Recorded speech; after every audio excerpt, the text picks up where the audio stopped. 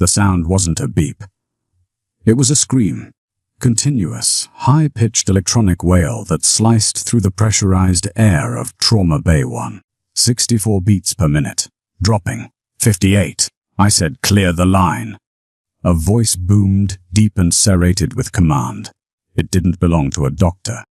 It belonged to the man standing at the foot of the stretcher, his chest decorated with rows of colorful ribbons that caught the harsh overhead halogen glare. General Hannon.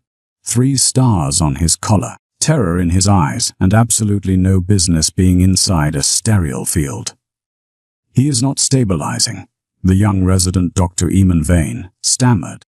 His gloved hands were slick with sweat, slipping against the plastic of the intubation blade. "Sir, I can't. His pressure is bottoming out." "Then fix it, son. That is a direct order. You do not let him die on this table." 52. Maren Kessler didn't look at the general. She didn't look at the panicked resident. Her world had narrowed down to the tactile feedback of her own fingertips. She stood on the right side of the bed, her body a rigid line of discipline in a room dissolving into chaos. She was 54 years old, with silver hair pulled back so tightly it strained the pale skin at her temples, and hands that looked like they had been scrubbed with steel wool every day for 3 decades. She wasn't watching the monitor. She was watching the patient's neck. The man on the table was listed only as Dor John Sierra, but everyone in the room knew who he was. Commander Declan Rook, Navy SEAL, high-value asset. He had been flown in 4 minutes ago, bypassing triage, bypassing protocol, bypassing everything except death itself. "Compressions," Maren said. Her voice was low, devoid of panic. It was the sound of gravel shifting under a heavy boot. "Dr. Vane, we are losing capture." Vane froze. He looked at the general, then at the monitor. The waveform was flattening into a chaotic, squiggly line. Ventricular fibrillation. "Charge to 200. Vane squeaked, his voice cracking. "Clear." The room didn't clear.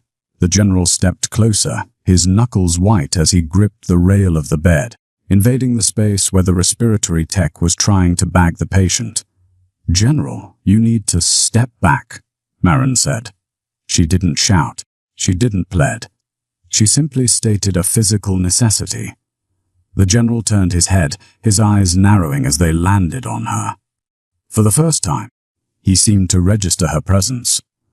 Not as a clinician, but as an obstacle. A middle-aged woman in blue scrubs that were slightly too large, with a faded eye badge that had flipped over, hiding her name. "I am not leaving my man," Hannon growled. "Shock him." Vane triggered the paddles. The body of the commander arched violently off the mattress, a heavy thud of muscle and bone slamming back down. Silence, then the alarm resumed. Same tone, no rhythm. Again, the general barked. Maren's eyes were locked on the patient's jugular vein. It was distended, roping out against the thick muscle of his neck like a gorged snake. She reached out, her fingers pressing gently against the commander's wrist, ignoring the chaos around her. She felt it. Or rather, she felt the absence of it. On the inspiration of the ventilator, when the machine forced air into his lungs, the faint thrum of his pulse vanished completely. Pulsus paradoxus. "It's not an electrical issue," Maren said, her voice cutting through the noise of the charging defibrillator. "Stop shocking him. You're cooking the heart muscle. Who is speaking?" The general demanded, whipping around. "Nurse Kessler," Maren replied, not looking up. She moved her hand to the patient's chest, placing her palm flat over the sternum. It felt hard, wooden. "Look at his neck veins, doctor. Look at the pressures. It's tamponade. He's bleeding into the sac around his heart. If you shock him again, you kill him." Dr. Vane blinked, sweat dripping from his nose onto his mask. He looked terrified. He was a second-year resident, talented but fragile, and the presence of a 3-star general had reduced his medical judgment to ash. The monitor says VFib. Vane stammered. The monitor is reading artifact from the interference because his heart is being squeezed to death, Marin said. She looked up then, her eyes dark and heavy, the skin beneath them bruised with exhaustion. He needs a needle, now. Subsiphoid approach. Drain the sac. No, the general interrupted. His voice was a door slamming shut. Colonel Stryker is 10 minutes out. He is the best cardiothoracic surgeon in the Navy. He gave specific orders. Stabilize and wait. Marin felt the heat rise in her neck. A familiar burn she had suppressed thousands of times. Sir, in 10 minutes, Commander Rourke will be brain dead. His heart cannot beat because it is drowning in his own blood. Are you a doctor? Hannon asked. The question was a weapon. I am the charge nurse of this trauma unit, Marin said, standing her ground. So that's a no, Hannon sneered. He turned back to Vane. Doctor, do not puncture my operative's chest based on the guess of a nurse. You stabilize him. You keep that heart beating until Stryker walks through those doors. Do you understand me? Vane swallowed hard. He looked at Marin, his eyes begging for forgiveness, then looked back at the general. Yes, sir. Continuing ACLS protocol. Charging to 300. The Marin watched Vane shake as he dialed up the jawls. She looked down at the commander. He was graying. The oxygen was failing to reach his tissues because the pump was jammed. Every time they shocked him, they were just assaulting a dying organ. She saw the scare on the commander's shoulder, an old, jagged line from some past war. She saw the wedding band tattooed on his ring finger. A life, a history, ending right here because a general wanted a colonel to be the hero, and a resident was too scared to be a doctor. Clear! Vane yelled. The body jumped. The smell of singed hair and ozone filled the small bay. Marin stepped back, her hands balling into fists at her sides. She felt the tremor in her left eyelid, the only tell she ever allowed herself. The monitor was screaming a flatline now. Asystole. The heart had stopped quivering. It had simply given up. He's flat. The respiratory tech whispered. Epinephrine. The general shouted, pointing a finger at Vane. Push everything you have. They were flogging a corpse. Marin knew it. The physics were simple. Fluid takes up space. If the fluid is trapped around the heart cannot fill. If it cannot fill, it cannot pump. No amount of drugs or electricity changes volume. She looked at the clock on the wall. The second hand swept past the 12. Colonel Stryker was 9 minutes away. Commander Rourke had less than 2. Marin looked at the crash cart, the pericardiocentesis kit, a long grand gauge needle and a syringe, sat on the bottom shelf, sealed in sterile plastic. It was right there, 8 feet away. She looked at the general. He was red-faced, shouting orders that made no physiological sense. Commanding the body to live through sheer force of will, he was a man used to the world bending to his authority. But death had no rank. The monitor let out a singular, unending tone. Beep. Fix it. Hannon roared, slamming his hand on the mattress next to the dying soldier's head. Marin took a breath. It was a slow, deep inhale that expanded her ribs against the tightness of her scrubs. She felt the weight of the room, the weight of her career, the weight of the mortgage she paid alone since her husband passed. If she moved, she would be court-martialed. She would lose her license. She might go to prison for assaulting a patient if he died, but if she stood still, the silence would be the only thing left. She unclasped her hands. The friction of her skin against skin made a dry, rasping sound that no one else heard. She wasn't invisible anymore. She was just waiting for the noise to get loud enough to hide what she had to do.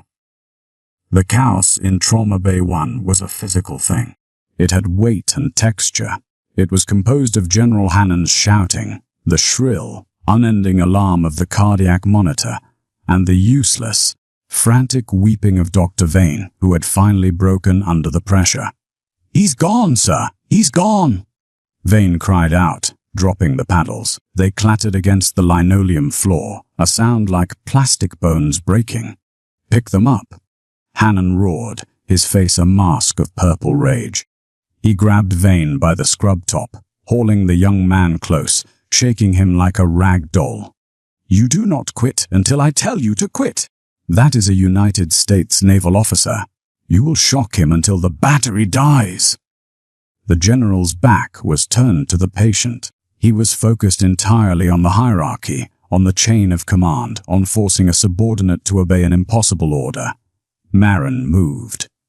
She didn't run. Running attracted the eye. She moved with the fluid, practice efficiency of 30 years on the floor. She was a ghost in her own ER, invisible because she was considered irrelevant. She took 2 steps to the crash cart. Her hand, the one with the slight tremor, steadied instantly as her fingers found the latch of the pericardiocentesis kit. She didn't look at the label. She knew the shape of the box by heart. Snap. The hard plastic seal broke. The sound was sharp, like a twig snapping in a winter forest, but it was swallowed instantly by Hannon's bellowing. "I will have your license, Vane. I will have you court-martialed for cowardice." Marin slid the long, 6-inch spinal needle out of its sterile sheath. It was a terrifying instrument, thick-gauge steel designed to plunge deep into the chest cavity. In the hands of a novice, it was a murder weapon. In Marin's hands, it was the only key left to the lock. She grabbed a bottle of betadine from the tray. She didn't bother with sterile drapes. There was no time for the ritual of medicine, only the mechanics of survival. She stepped up to the left side of the stretcher. Opposite the general, opposite the noise. Commander Rourke lay gray and still. His chest was motionless. The ventilator pushed air in and the chest rose mechanically, a cruel mimicry of life. But under the skin, the blood was stagnant. Marin splashed the brown iodine over the subxiphoid area, the soft depression just below the breastbone. It pooled in the hollow of his ribs. Vane saw her. Over the general's shoulder, the resident's wide, wet eyes locked onto Marin. He saw the needle in her hand. He saw the intent. His mouth opened to scream, to warn the general, to stop the insanity of a nurse stabbing a patient without an order. Marin held his gaze. She didn't blink. She didn't shake her head. She just looked at him with a ferocity that froze the words in his throat. It was a look that said, "If you speak, you kill him." Vane's jaw snapped shut. He looked down. Marin turned to the body. She placed her left thumb, the one with the thick callus on the pad from years of opening ampules, on the tip of the commander's xiphoid process. She found the landmark. She angled the needle, 45 degrees, aiming toward the left shoulder. "Forgive me," she thought. Not to the general, not to God, but to the man on the table, in case she missed. She drove the needle in. It went through the skin with a pop, through the subcutaneous fat, through the fascia. Marin stopped breathing. She advanced the steel slowly, feeling the resistance of the muscle, searching for the distinct, gritty sensation of the pericardial sac. It was like piercing a piece of thick leather. The general was still screaming. "Charge the damn machine, Vane. Do it now, pop." She felt it give. The loss of resistance. She was inside the sac. Her hand moved to the plunger of the 60C syringe attached to the needle. She pulled back. If she drew bright red blood, she had hit the ventricle. If she had killed him. If she drew air, she'd hit the lung. She had killed him. She pulled. Dark, maroon fluid swirled into the barrel. Old blood. Non-clotting. The pressure that was crushing the heart. "Got you," she whispered. The sound was no louder than a breath. She pulled harder, filling the syringe 20 cc's, 30, 40. The fluid rushed out, black, red, and heavy. And then, a sound cut through the general's tirade. Beep. Hannon froze mid-sentence. His arm was still raised, pointing at the defibrillator. Beep. A pause. Beep. The rhythm on the monitor changed. The flat line shattered, replaced by a jagged climbing QRS complex. It wasn't perfect, it was ugly and wide. But it was there. 50 beats per minute. 55. The general slowly lowered his arm. He turned around, his boots squeaking on the floor. He looked at the monitor, confusion clouding his fury. He has a rhythm. Pressure is rising, Vane whispered, staring at the screen in disbelief. Systolic is 60. 70. Hannon looked down at the patient. And then he saw it. He saw the nurse. He saw the silver-haired woman standing calmly at the bedside. Her hand steady as a stone, holding a syringe filled with dark fluid that was connected to a needle buried deep in the commander's chest.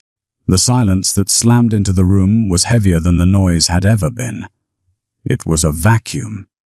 Maren didn't look up. She unscrewed the full syringe, the valve clicking softly, and squirted the blood into a kidney basin. It hit the metal with a wet slap. She reattached the syringe and drew back again. More blood came. What? Hannon's voice was a dry rasp. He sounded like he had been punched in the throat. What are you doing? Maren watched the monitor. 80 beats per minute.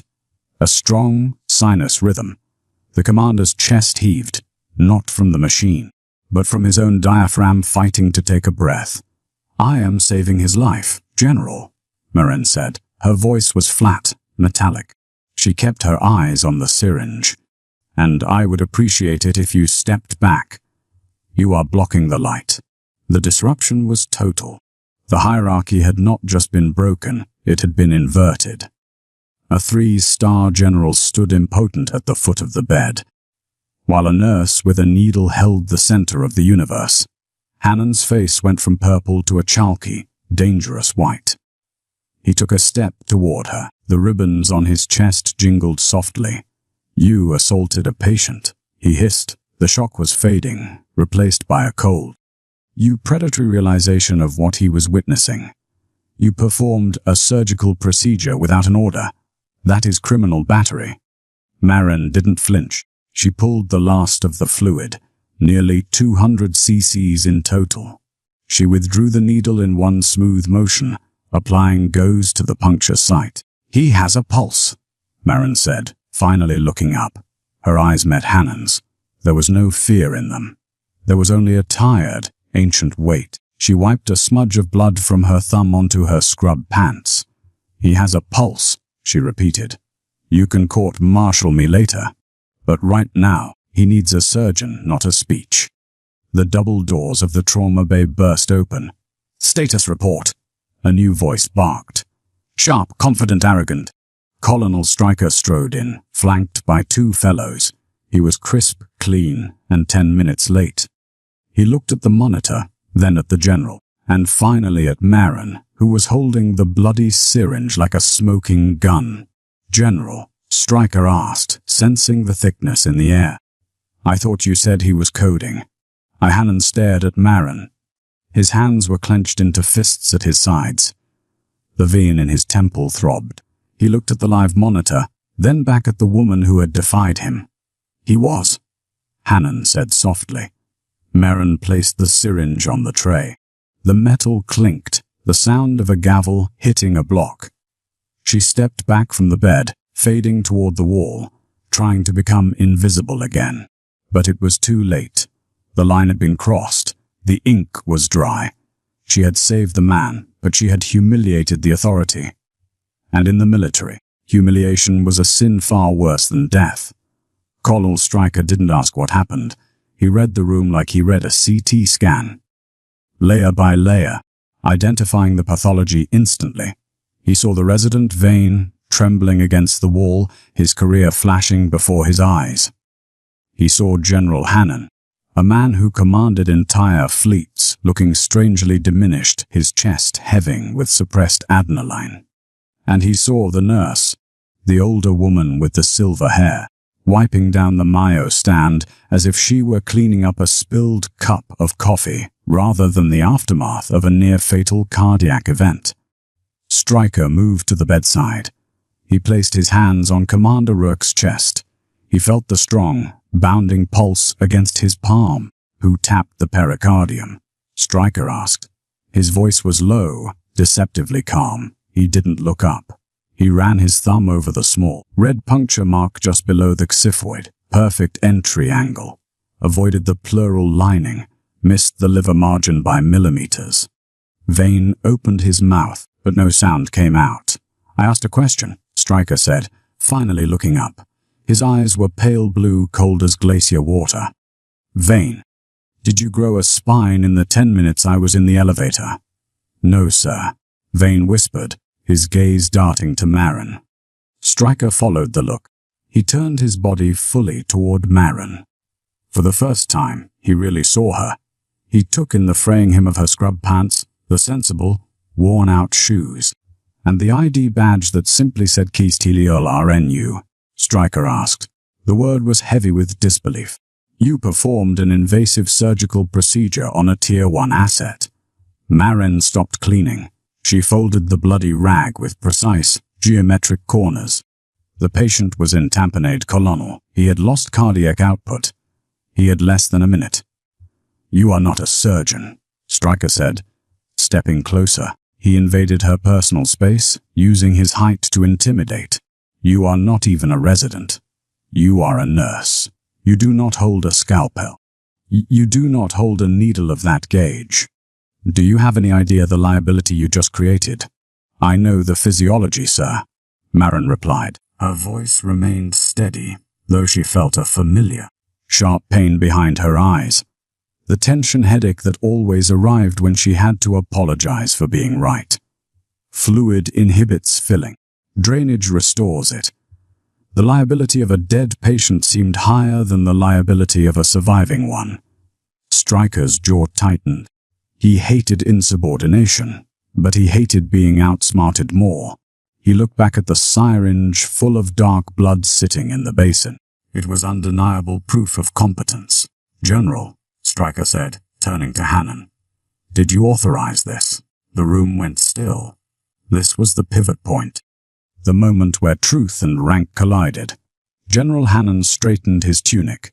He regained his composure, the mask of command slipping back into place. He looked at Marin, his eyes hard and unyielding. He saw a woman who had disobeyed a direct order. He saw a civilian who had humiliated him in front of his subordinate. The situation was chaotic, Hannon said smoothly. The team reacted. Stryker raised an eyebrow. Nurse Kessler, Hannon said, his voice dropping an octave. He acted outside the chain of command. She endangered the patient. She was lucky. That is all. Marin felt the betrayal like a physical blow. Lucky, 30 years of trauma medicine. 10 years in this specific ER, thousands of nights holding hands while lights faded from eyes. Reduced to luck. Sir. Marin started. Quiet.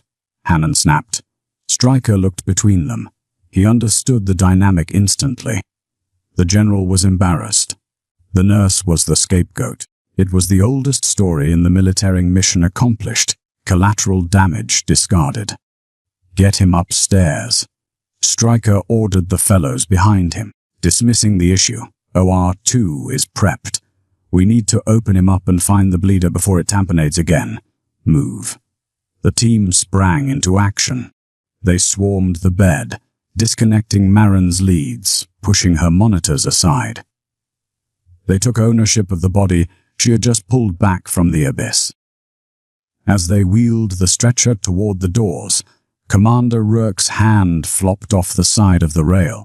Marin instinctively reached out to tuck it back in, a reflex of care she couldn't suppress. Don't touch him, Hannon barked. Marin froze. Her hand hovered inches from the soldier's fingers. You are done here, Hannon said. He stepped in close, lowering his voice so only she could hear. You think you're a hero. You're a liability. You disobeyed a 3-star general. You risked a national asset on a hunch. It wasn't a hunch, Marin whispered. I don't care what it was, Hannon hissed. You are removed from this case. You are to speak to no one about what happened in this room. If I hear a whisper that a nurse cut into my man, I will bury you so deep you won't even be able to get a job checking blood pressure at a pharmacy. Do you understand? Marin looked at him. She saw the fear behind his aggression. He was afraid of the paperwork, afraid of the inquiry, afraid of the question. Why did a nurse have to save him while you watched? I understand, Marin said. Her voice was hollow. Get out of my sight, Hannon said. He turned and followed the stretcher out of the bay. The doors swung shut, the pneumatic hiss sealing the room. Marin was left alone in Trauma Bay 1. The room was a wreck. Wrappers on the floor, bloody gaze, the crash cart open and disarrayed.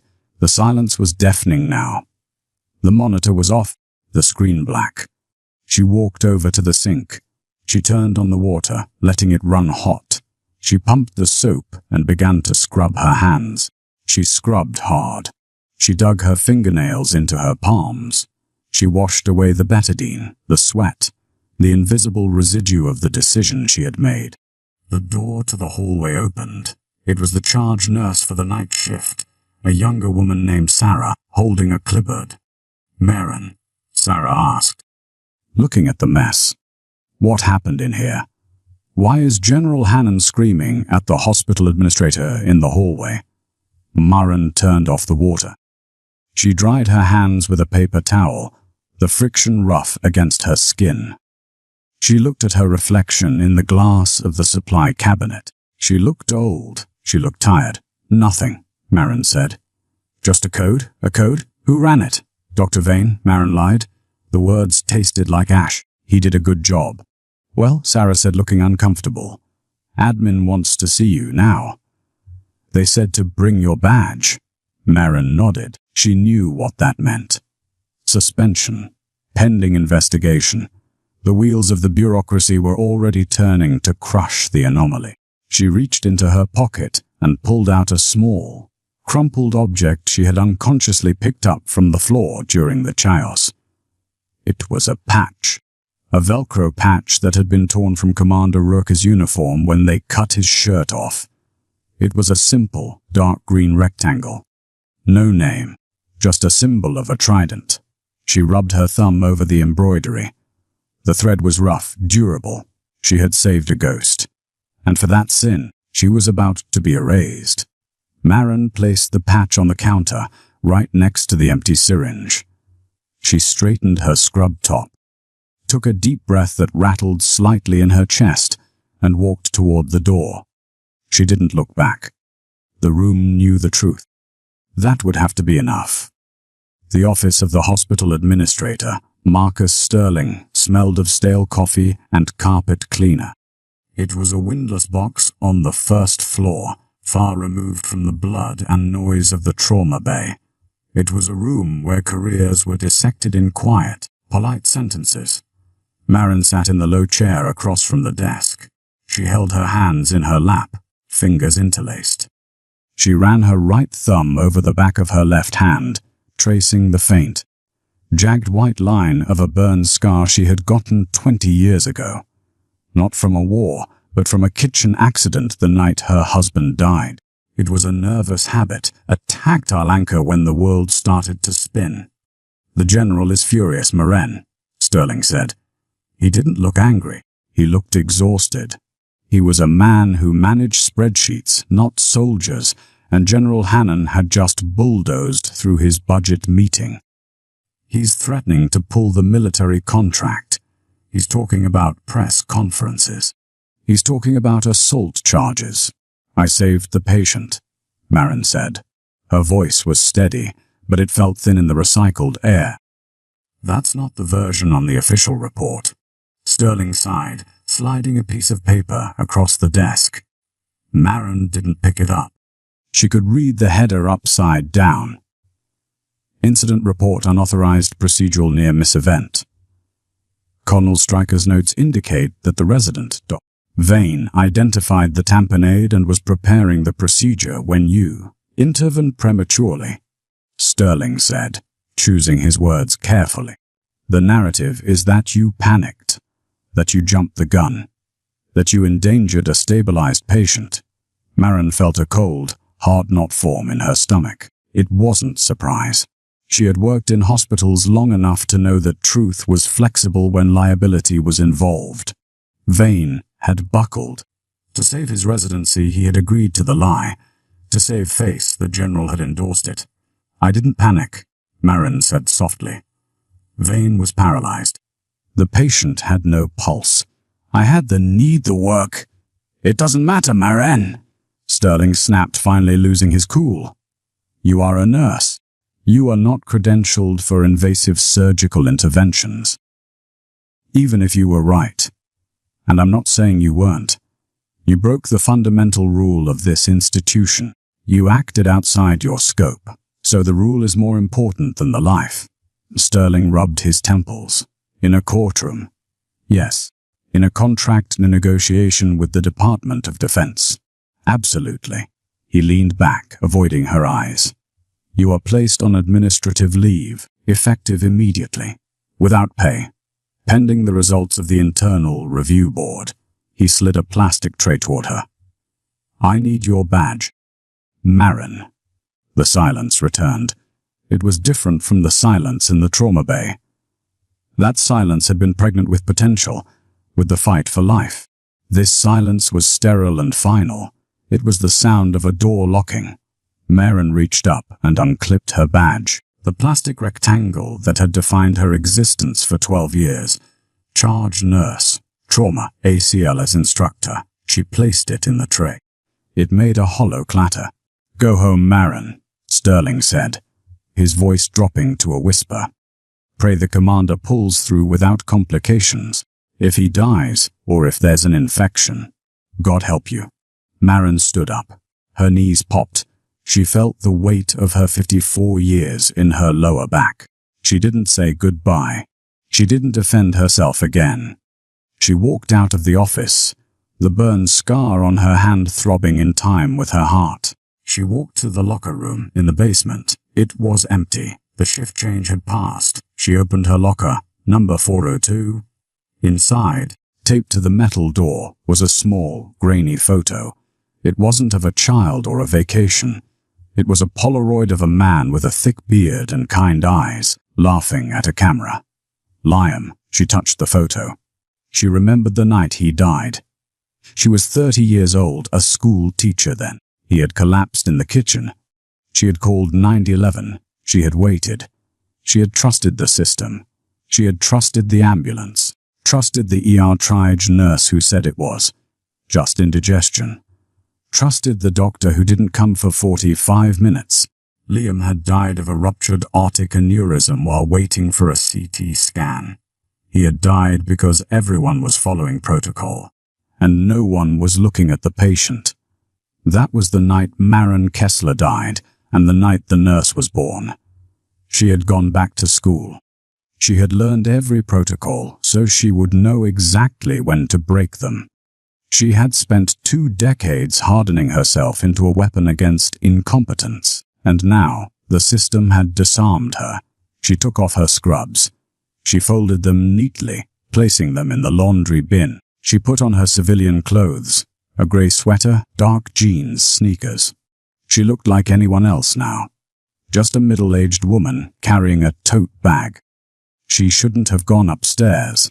She should have walked out to her car and driven to her empty house. But she couldn't. She took the service elevator to the 4th floor. The ICU. She walked down the hallway, keeping her head down. The unit was quiet, the lights dimmed for the evening. She saw the heavy security detail outside room 404. 2 MPs with sidearms stood guard. She couldn't get close. But there was a waiting area opposite the room, separated by a glass partition. She sat there, pulling a magazine from her bag, pretending to read. Through the gap in the blinds, she could see into the room.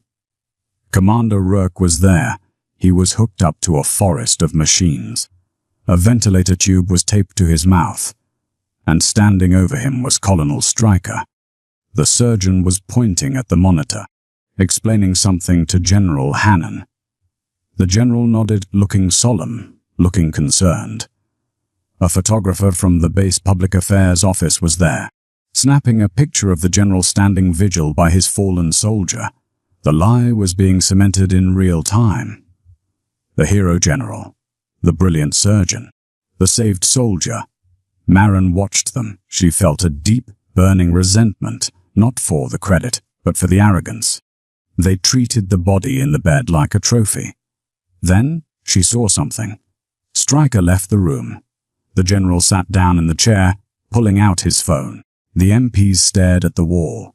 Inside the room, Commander Rourke moved. It was a small movement. His hand, the one she had wanted to hold, twitched against the restraint. His eyes fluttered. He was fighting the sedation. The monitor above his bed flashed red, just for a second. High-pressure alarm. The ventilator was meeting resistance. The general didn't look up from his phone. The MPs didn't notice. The nurse at the central station was on a call. Marin sat up straight. She knew that alarm. She knew that movement. He wasn't just waking up. He was bucking the vent. If he coughed hard enough, with that fresh puncture in his pericardium, he could tear the clot. He could bleed out again. She was a civilian now. She was suspended. She was invisible. But the man in the bed was drowning in air, and the men in charge were too busy checking their emails to notice. Marin put the magazine down. She stood up. She walked toward the MPs. "Ma'am, restricted area," the guard said, stepping in front of her. "Family only." "I'm not family," Marin said, her voice dropping to that low, gravelly tone that had commanded the trauma bay. "But if you don't open that door, your commander is going to blow his cardiac repair in about 30 seconds. The guard blinked. "What?" "Look at the monitor." Marin pointed. Inside the room, the numbers were flashing angry red. Rourke's chest was heaving against the straps. The guard turned to look. Marin didn't wait for permission. She didn't wait for the general. She pushed past the guard, shoving the heavy glass door open. She was back in the room, back in the fire. And this time, there was no one to stop her. The room was a pressurized box of panic. The ventilator alarm wasn't just a noise. It was a rhythmic hammer blow to the senses. High peak pressure, high peak pressure. Commander Rourke was thrashing. His back arched off the mattress, his teeth grinding against the plastic bite block of the endotracheal tube. His eyes were wide, blown open in a terror that had no name. He was drowning on dry land, fighting the machine that was trying to force air into lungs that were too stiff, too terrified to accept it. General Hannon scrambled up from the chair, his phone clattering to the floor. "What is happening?" "Nurse," he shouted, looking toward the door, expecting the assigned ICU staff. Instead, he got Marin. She moved past him like a gust of wind. She didn't acknowledge his rank, his presence, or his previous threat to bury her. She went straight to the head of the bed. "Don't touch him!" Hannon roared, recognizing the silver hair, the gray sweater. "MP, get her out, now!" The two military police officers burst through the door, their boots heavy on the linoleum. Hands reached for Marin's shoulders, rough hands, hands trained to subdue combatants. "Let go of me," Marin said. She didn't scream. She didn't fight back. She simply planted her feet and leaned over the patient, her face inches from the commander's. "If you drag me out now, he tears the artery. Do you want to explain to the colonel why the patient bled out while you were wrestling a 54-year-old woman?" The sheer, cold logic of the statement made the MPs hesitate for a fraction of a second. That was all she needed. Marin placed her hands on Rourke's face. Her palms were cool. Her thumbs rested gently on his temples. She didn't look at the monitor. She looked into his eyes, eyes that were darting frantically, seeing enemies in the shadows of the ceiling tiles. "Declan," she said. It was the first time she had used his name, not his rank. "Commander," just the name his mother would have used. "Declan, look at me." Rourke continued to buck, his chest heaving against the rhythm of the vent. The machine hissed angrily, unable to deliver the breath. "Stop fighting," Marin commanded. Her voice dropped to a low, hypnotic register, the voice she had used to calm drug addicts, terrified children, and dying men for 3 decades. "The machine is helping you. "You are safe. You are in a hospital. I need you to let the air in." General Hannon stepped forward, his face red. "This is assault. I gave a direct order." "Quiet," Maren snapped, not turning her head. The word was a whip crack. It silenced the general instantly. The shock of being shooshed by a civilian freezing him in place. Maren kept her eyes locked on Rourke. She moved her left hand, the one with the burn scar, the white jagged map of her own trauma, down to his chest. She placed it directly over the sternotomy dressing, right over the heart she had decompressed an hour ago. She pressed down firmly, a grounding weight, an anchor. "Feel my hand," she whispered. "Breathe into my hand, on 3, 1, 2, 3. Rourke's eyes, wild and bloodshot, locked onto hers. He saw the grey in her hair. He saw the lines around her eyes. He saw a calm that was deeper than the ocean he operated in. He stopped fighting. His chest fell. The machine hissed, a smooth, long delivery of oxygen. The alarm stopped. The silence that followed was heavy, broken only by the rhythmic whoosh, click of the ventilator. Ruth blinked. His heart rate on the monitor behind him began to drift down. 120. 190. He didn't look at the general. He didn't look at the MPs who were hovering uncertainly by the door. He stared at Maren, and then he moved his hand. It was slow, trembling with the aftershocks of anesthesia and trauma. His fingers, calloused and stained with faint traces of tactical ink, reached up. He grabbed Maren's wrist. He didn't push her away. He held on. His grip was weak, but desperate. He was a man falling off a cliff, and she was the ledge. Maren didn't pull away. She let him hold the scar on her hand. She ran her thumb over his knuckles. "I've got you," she whispered alive. "You made it?" General Hannon watched. He stood 3 feet away, paralyzed by a scene that fit none of his protocols. He saw his elite operator, a man trained to be a lethal, unfeeling instrument of war, clinging to a middle-aged nurse like a child in the dark. He saw the way Rourke looked at her. It wasn't the look of a soldier to a subordinate. It was the look of a survivor to a savior. For 10 seconds, the hierarchy of the world was suspended. There were no stars, no medals, just a woman's hand and a man's breath. Then the spell broke. "That's enough," Hannon said. His voice was quieter now, lacking the bombast, but filled with a cold, administrative finality. "Remove her."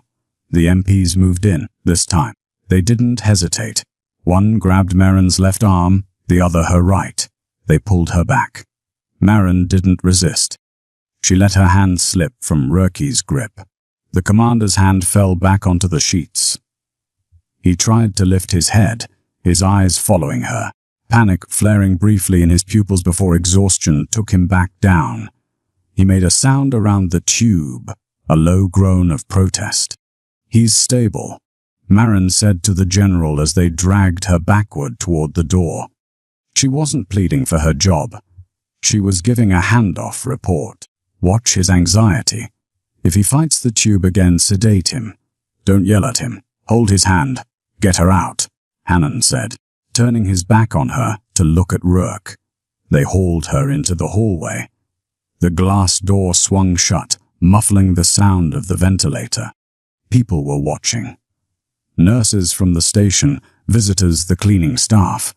They saw the charge nurse, the woman who had trained half of them, being escorted out like a criminal. Maren held her head up. She adjusted her sweater, which had been pulled askew by the MPs. "I can walk," she said to the young officer gripping her elbow. "I know the way." She had lost. The career was gone. The pension was gone. The reputation she had built brick by brick for 20 years was rubble. She would be blacklisted. She might be charged. But she could still feel the phantom pressure of Rourke's grip on her wrist. She could still see the terror drain from his eyes. She had traded her future for his breath. As they walked her toward the elevator, the heavy security doors of the IC unit beeped and locked behind her. Inside the room, General Hannon stood over the bed. He looked down at his soldier. Rourke was sleeping now, the rhythm steady. Hannon looked at the commander's hand, the hand that had reached out. He looked at his own hands, manicured and ringed. He reached out tentatively to pat Rourke's shoulder. Rourke flinched in his sleep. Hannon pulled his hand back as if he had been burned. He looked at the empty space where the nurse had stood. The silence in the room was no longer peaceful. It was accusatory. 3 days of silence is a long time when you have spent 30 years living in the noise. Maren sat on her back porch. It was raining. A slow, grey drizzle that turned the oak trees in her yard into blurred charcoal sketches. Her phone sat on the small wicker table next to a cup of cold tea. It hadn't rung. Not once. She had been erased. The hospital schedule had been updated. Her name was gone. Her access card was deactivated. The life she had built on the foundation of adrenaline and competence had been dismantled with the quiet efficiency of a delete key. She looked at her hands. The burn scar on her left hand seemed to ache in the damp weather. She rubbed it with her thumb. She wondered if he was dead. She had checked the obituaries in the local paper. Nothing. She had checked the news for announcements of a military casualty. Nothing. But in the world of special operations, death was often as silent as the mission. If Commander Rourke had died from an infection or a blown graft, they wouldn't announce it. They would just bury him. Maren took a sip of the cold tea. She told herself it didn't matter. She told herself she was retired now. She could garden. She could read. She could stop waking up at 3:00 a.m. wondering if she had forgotten to check a potassium level. But the silence wasn't peaceful. It was a vacuum. 5 miles away, inside the pressurized quiet of the ICU, the silence was breaking. "Tube is coming out," Colonel Stryker announced.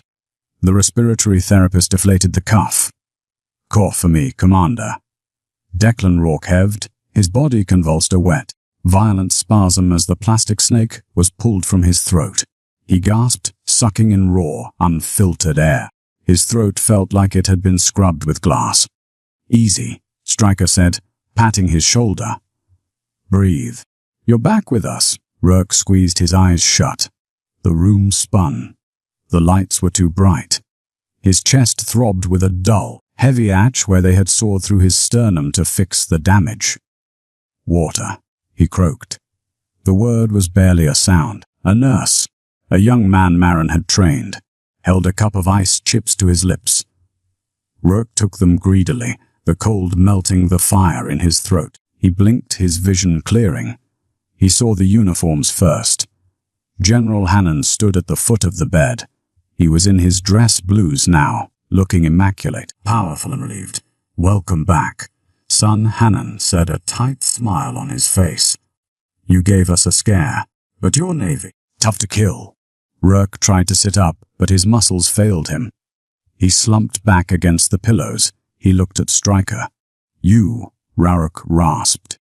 "I repaired the ventricular laceration," Stryker said, nodding confidently. "It was tricky. You had a significant pericardial effusion. We had to go in and evacuate the clot, stitch the myocardium. You're going to be fine, Commander. Full recovery."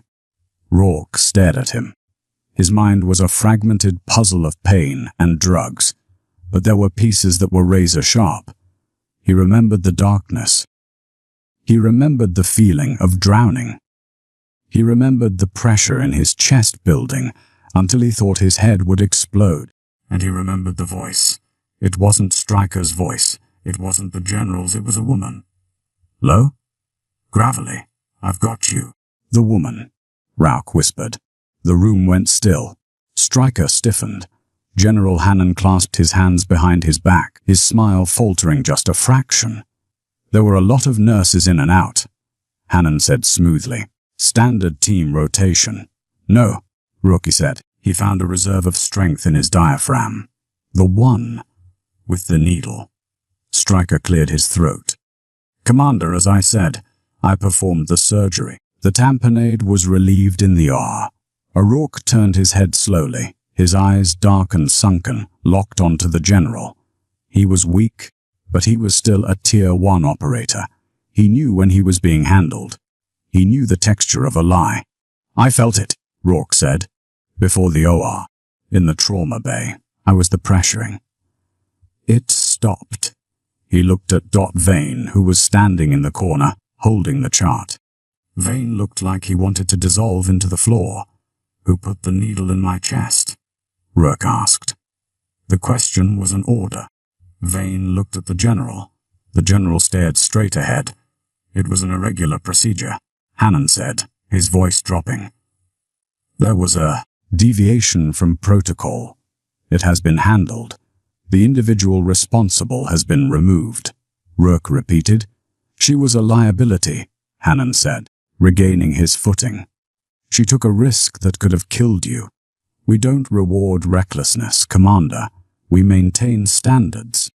Colonel Stryker saved your life. That is the official record." Rourke closed his eyes.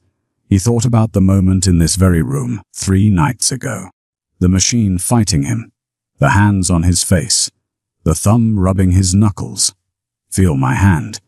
Breathe into my hand." She hadn't just saved his heart. She had saved his mind.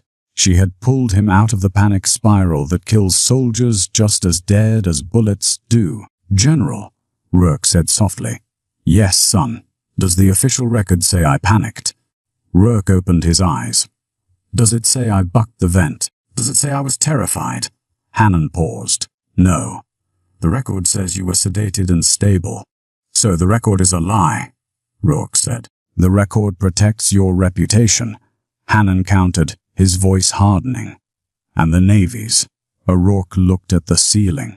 He felt the stitches pulling at his skin. He realized then what was happening. They were rewriting history to make it clean. They were erasing the messy, desperate truth that a middle-aged woman in a grey sweater had done what the men with the stars and the scalpels couldn't do. "I want to see her," Rourke said. "That is not possible," Hannon said. "She is a civilian. She is suspended. She is likely facing charges." "Drop them," Rourke said. "Excuse me." "Drop the charges," said. His voice was gaining traction. "And bring her here. Commander, be reasonable." Stryker interjected. "We have the press coming in 2 hours. The Secretary of the Navy is flying in tomorrow. We need to prep you for the statement. We need to focus on the team that." "I am the team leader." Rourke cut him off. The authority in his voice was absolute. "And I don't leave people behind." He looked at Hannon. "You want me to shake the Secretary's hand. You want the photop. You want the hero story. It's what the country needs, Declan," Hannon said. "Then you get the woman who kept me alive long enough for you to get the credit." Rourke said. "If she isn't standing in this room when the Secretary walks in, I don't say a word. I don't take the medal, and I tell the reporter exactly who put that needle in my chest." The silence that followed was total. It was the sound of a power structure shifting.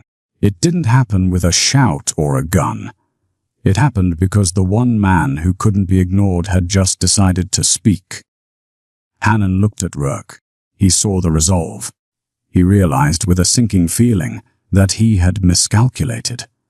He had assumed Rourke would care about the protocol, but Rourke only cared about the result. "She's at home," Vane whispered from the corner. "I have her file." Hannon took a deep breath. He adjusted his cuff. He looked at the proud, defiant face of the soldier in the bed. "Get the car," Hannon said to his aide. "Sir," the aide asked. "Get the car," Hannon repeated, his voice tired. "We have to go make a house call."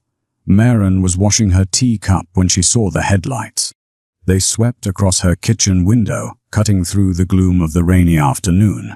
It was a black SUV. Government plates. She turned off the faucet. She dried her hands on a dish towel. Her heart did a slow, heavy thud in her chest. They were here to arrest her. That was the only explanation. The board had met. The decision was made. And now they were here to take her in for practicing medicine without a license. She folded the towel. She smoothed her hair. She walked to the front door. She wouldn't make them break it down. She would walk out with her head up. She opened the door. Standing on her porch, unprotected from the rain, was General Hannon.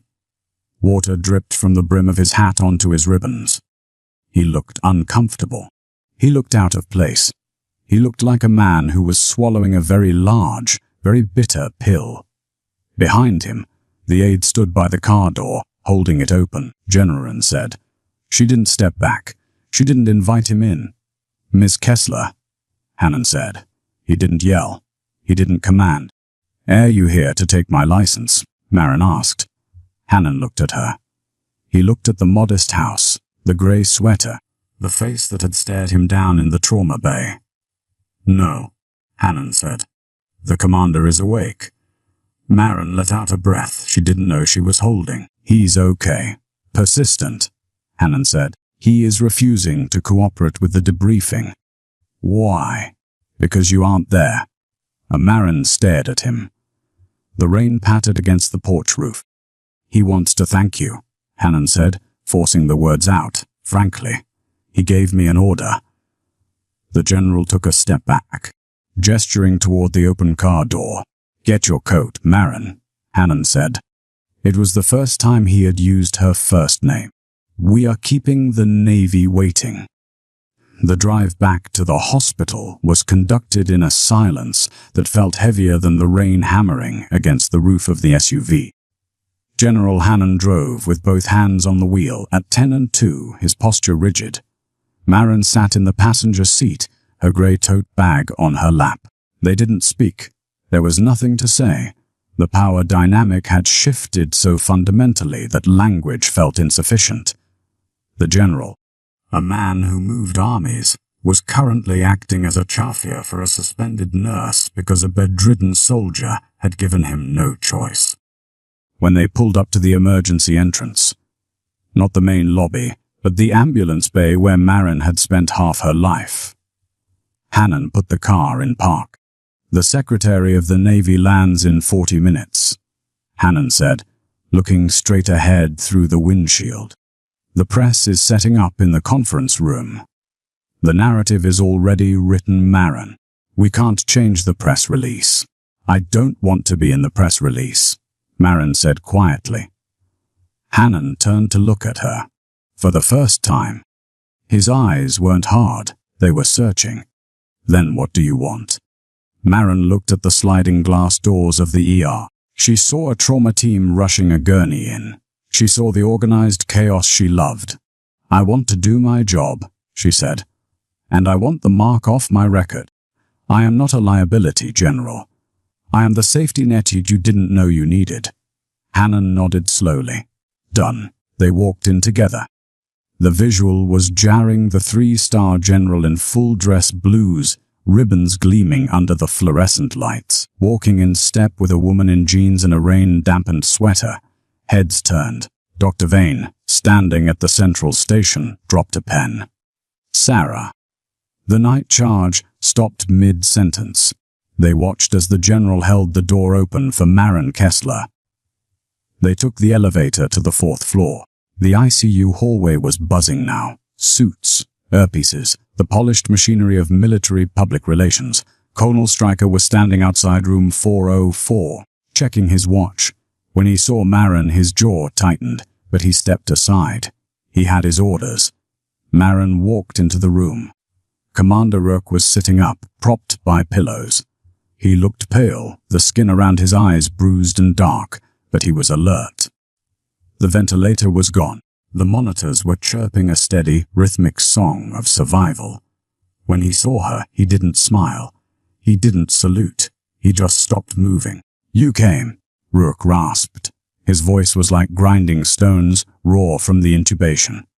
I didn't have much of a choice, Marin said. Moving to the foot of the bed, she automatically checked the monitor. Heart rate 88, oxygen saturation 98%. Your blood pressure is good. My heart is working, Rourke said, looking at Hannon, then back to her. Because you didn't wait for permission. He lifted his hand. the same hand that had gripped her wrist in the terror of the awakening. He held it out, palm open. Marin hesitated. This wasn't professional protocol, but the room felt detached from the hospital rules. It was a private peace treaty. She stepped forward and took his hand. His skin was warm. The grip was firm. "They told me I was lucky," Rourke said, his eyes locking onto hers. "They said it was a miracle." He reached into the pocket of his hospital gown. His movements were slow, deliberate. He pulled out a small object. It was the Velcro patch. The trident.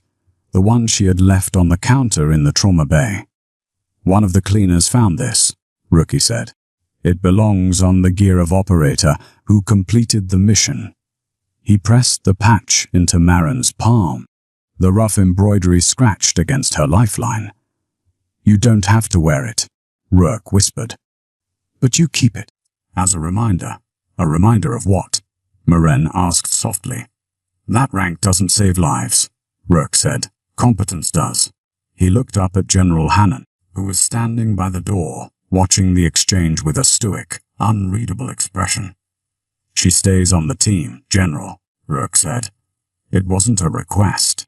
And if I ever end up on a table again, I want her in the room. Before Stryker. Before you." Hannon straightened his tunic. He nodded once. "Understood, Commander." The door opened behind them. A frantic aide stuck his head in. "General, the secretary is in the elevator. The press is ready for the photo-op." The energy in the room shifted instantly. The machine was restarting. The lights were coming on. Marin squeezed Rourke's hand one last time, then let go. She stepped back away from the bed, away from the spotlight. "I need to go," Marin said. "I have a shift starting in 20 minutes, and I'm out of uniform." "Marin," Rourke said. She paused at the door. "Thank you," he said. "Simple. Final. Just breath, Commander," she replied. She slipped out of the room just as the entourage arrived. She passed the Secretary of the Navy in the hallway. A flurry of handshakes and flashbulbs. No one looked at the woman in the grey sweater pressing herself against the wall to let them pass. She took the service elevator down to the basement locker room. The silence down there was familiar. It smelled of bleach and old scrubs. She opened locker 402. She took out a fresh pair of blue scrubs. She pinned her badge back onto the collar.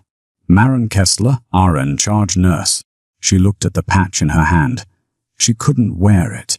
It was against regulation. She opened the inside of her locker door. Right next to the picture of her husband, Liam, she used a small piece of medical tape to stick the trident patch to the metal. 2 men. One she couldn't save, and one she did. She closed the locker. The clang of the metal was the only applause she needed. She walked out of the locker room and headed for the stairs. As she pushed through the double doors of the emergency department, the noise hit the phones ringing, the distant siren approaching, the shout of a resident looking for a line. "Marin?" Vane called out from Trauma Bay 2. "I've got a multi-vehicle collision inbound. 2 minutes out. I need hands." Marin didn't hesitate. She didn't think about the general, or the commander, or the politics of the 4th floor. She snapped on a pair of gloves. She checked her pockets for saline flushes. She stepped up to the red line on the floor, where the ambulance would unload.